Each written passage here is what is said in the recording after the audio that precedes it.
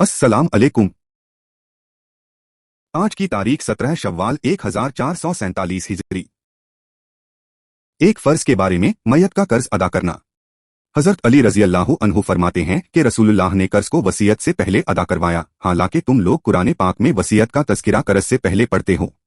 अगर किसी शख्स ने कर्ज लिया और उसे अदा करने से पहले इंतकाल कर गया तो कफन व दफन के बाद माले वरासत में से सबसे पहले कर्ज अदा करना जरूरी है, चाहे सारा माल उसकी अदायगी में खत्म हो जाए।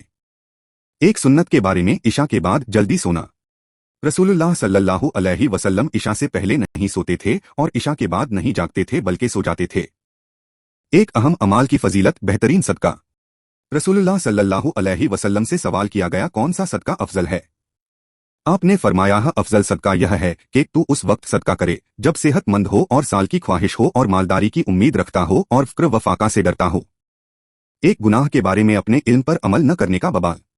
रसूलुल्लाह सल्लल्लाहु अलैहि वसल्लम ने फरमाया है, क़यामत के दिन सबसे ज्यादा सख्त अजाब उस आलिम को होगा जिसको उसके इल्मे दीन ने नफा नहीं पहुंचाया।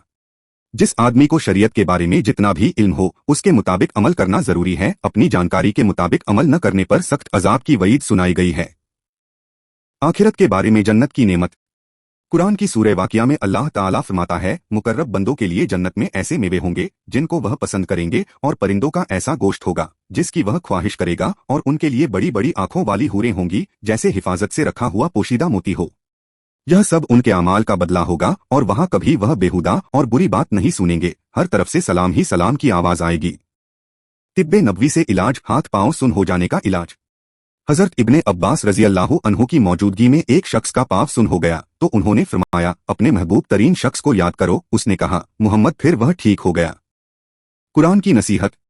कुरान की सूरह आराफ में अल्लाह ताला फरमाता है, तुम सुबह व शाम अपने रब को अपने दिल में गिड़गिड़ाकर, डरते हुए और दरमियानी आवाज के साथ याद किया करो और गाफिलों में से मत हो जाओ।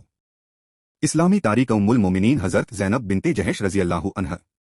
हजरत ज़ैनब रजी अल्लाह अन्हा हजरत अब्दुल्लाह बिन जहेश की बहन और हुजूर की फूफीजाद बहन थीं। उन्होंने शुरू ही में इस्लाम कबूल कर लिया था। आपने उनका निकाह अपने मुंह बोले बेटे ज़ैद बिन हारिसा से कर दिया था, मगर दोनों में खुशगवार तल्लुकात कायम न रह सके, इसलिए हजरत ज़ैद ने उन्हें तलाक दे दी।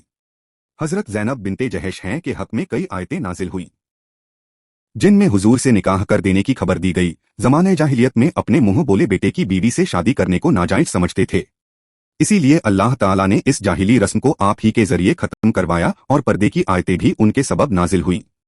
हजरत ज़ैनब बिनते जहेश दस्तकारी के फन से वाकिफ थीं। यह अपने हाथ के फन से रोजी कमाकर मदीने के गरीबों में तकसीम कर दिया करती थीं। हजरत आयशा फरमाती हैं कि मैंने ज़ैनब से ज्यादा परहेजगार, सच बोलने वाली, सखावत करने वाली और अल्लाह की रजा तलब करने वाली किसी औरत को नहीं देखा। उनसे कई हदीसें मनकूल हैं। उन्होंने 53 साल की उम्र पाकर सन 20 हिजरी में वफात पाई और जन्नतुल बकी में दफन हुई। देखने के लिए शुक्रिया। ये वीडियो हर रोज देखे और अपने रिश्तेदारों, बच्चों और दोस्तों से शेयर करे, वीडियो लाइक करे और चैनल को सब्सक्राइब करे और दीनी तालीम को आगे बढ़ाए। खुदा हाफिज, फिर मिलेंगे।